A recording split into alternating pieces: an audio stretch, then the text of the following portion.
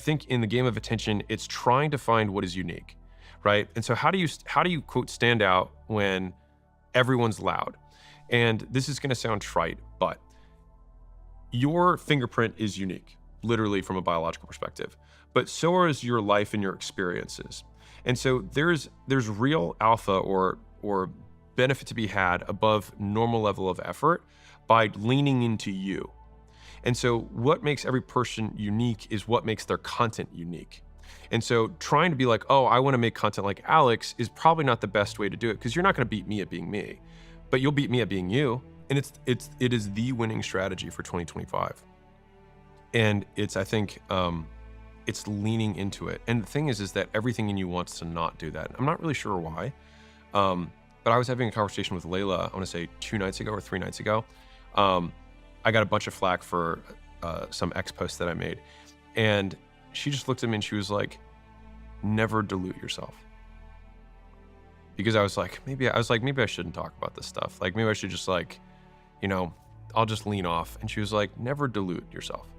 Like there are so many more people who need that message than people who are hating that message. And she was like, and if you're actually gonna make a difference in a lot of people's lives, there's going to be an equal and opposing force of people who wanna reject that.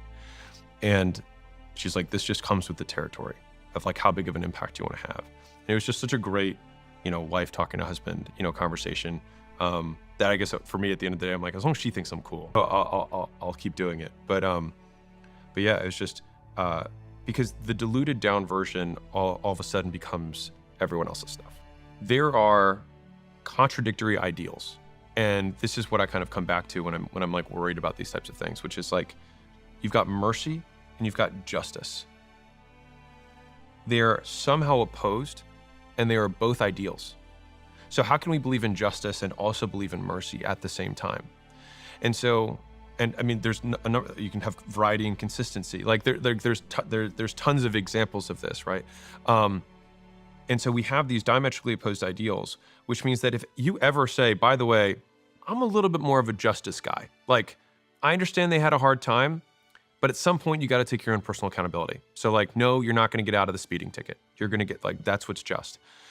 On the other hand, it's like, hey, single mom gets pulled over for driving too fast. You know what, maybe we let her off today.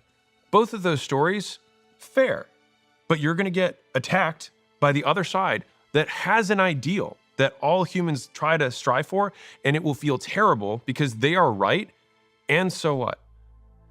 And so I think that like understanding that conflict will always exist between two apparent ideals that, and this is foundationally what politics is that there are two apparent ideals that all of us, I would say 99% of people would say justice is good, mercy is good, variety is good, consistency is good, right? Respecting values is good, so is innovating and doing new things.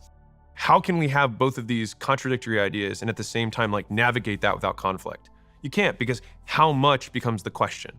And so I think that your thumbprint as a creator is that when someone presents a scenario and says, does Alex choose mercy or justice in this scenario, that your audience says, gets it right. So I think about branding in general as basically a mosaic that you get to create. And so like each piece of content is a little tile that has a single color on it.